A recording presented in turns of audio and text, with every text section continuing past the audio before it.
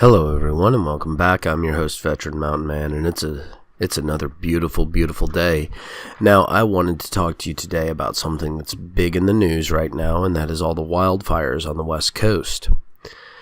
And for those of you who have never lived on the West Coast, I actually wanted to give you some serious information about these things. So, something that the news doesn't talk about is that 80 to 90% of these fires occur on public land.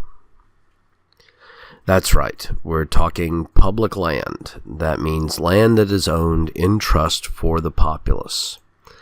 Now, these fires produce far more carbon dioxide than anyone really cares to talk about, especially here on the West Coast, where they all act environmentally friendly and claim that they're trying to protect the environment through the forced shutting down of any logging operations and the stopping of log and replant.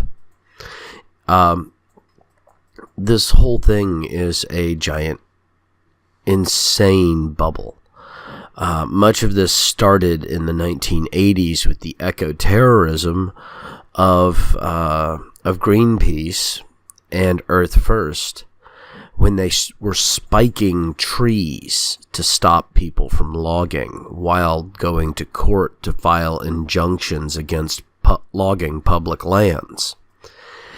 And while their intent was somewhat noble in that they were trying to stop public lands from being clear-cut and nothing done, what they did was effectively ban all logging of these public lands.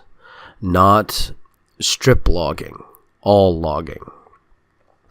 Well, see, that causes a problem, because when you don't remove dead growth and you don't remove older trees, which start to rot or to decay, and you don't renew the forest from time to time, you end up with these massive raging infernos that we continue to have on the West Coast.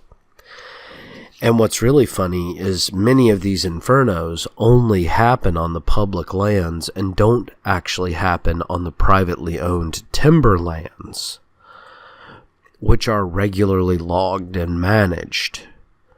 The reason being is because much of the undergrowth on these privately held lands, which are very small, is removed regularly with the clearing of the timber and the replanting. They're actually much more vibrant and active sections of the ecology, whereas these old growth forests that have been protected are far less active and far more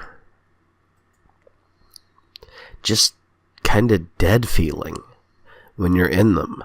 I mean, you can feel the difference between a vibrant, alive forest and a dead section of forest, or one that's so old that nothing really goes there. And I'm not talking about some sort of weird, superstitious mumbo-jumbo. I'm talking about you can actually tell a difference in the sounds, in the smells. You can see a difference in the ecology. Most things don't wander into the areas of the forest that are so old that they're ready to burn down, because they don't want to get caught in the fires that will ensue. And the animals can actually tell the difference. And yet, we continue to hold these policies of no logging whatsoever, no renewal, no rejuvenation actions on the forests. And we end up with these massive raging infernos that cost billions of dollars to fight.